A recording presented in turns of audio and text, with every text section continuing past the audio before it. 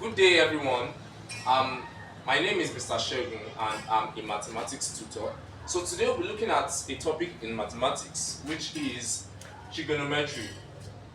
And under that, we'll be talking about or looking at sine rule. Now, the thing about trigonometry is actually a branch of mathematics on its own, which is under geometry. So we'll just take one aspect of trigonometry, which is the sine rule. Alright? So before we get straight into examples and start taking practice questions, so let's see what the sine rule states.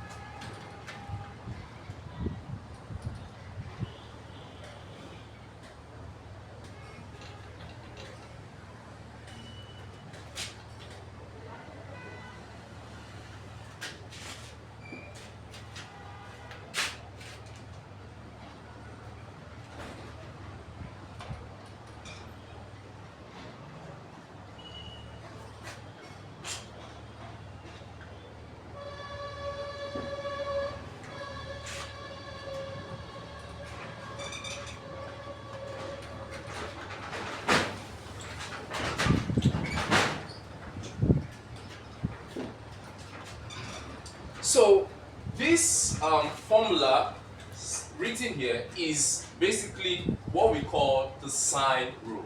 So let me quickly give us an exegesis of what the sine rule is. Now, sine rule is used to solve triangles that are not right angled.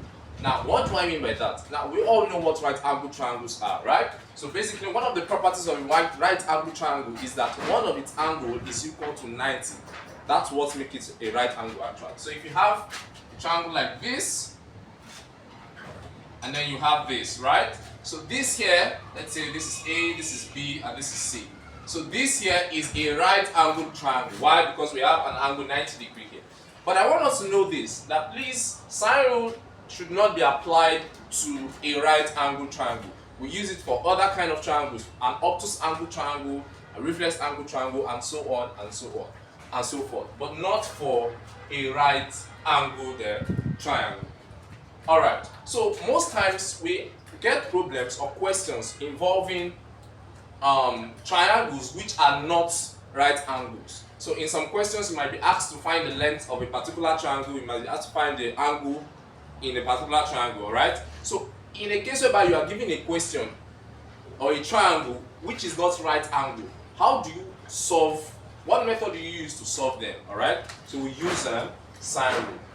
So let's see how we can apply that. But before we go into that, I want to show us something very, very important.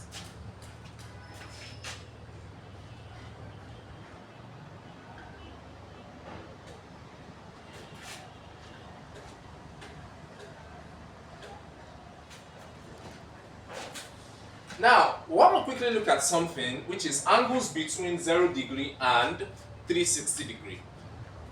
Now, to explain this so you can understand, now on a Cartesian plane simply is a graph, alright? Where you have your x coordinate and your y coordinate. So if you have your x coordinate and your y coordinates and your x coordinates. Now, what a Cartesian plane does for us is that it divides these angles, that is the angle between, or the angle starting from 0 degree to 360 degree. It divides them into 4 quadrants. Into 4 what? Quadrants.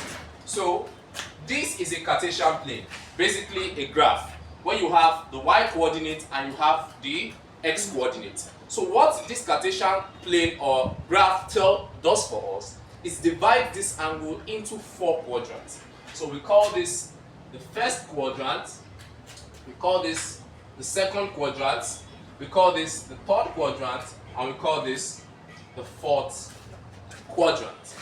Now, I will explain what all this means. Now, in the first quadrant, you have angles from 0 degree to 90 degree. we have angles from 0 degree to 90 degrees. So this is how we normally put it. This is theta is less than 0 and 0 is less than 90 degrees. So this simply means any angle you must have in the first quadrant must be greater than 0 but less than 90 degrees. Then for the second quadrant, we have angles of theta is less than 90, less than 180. So this simply means any angle that must fall in the second quadrant must be greater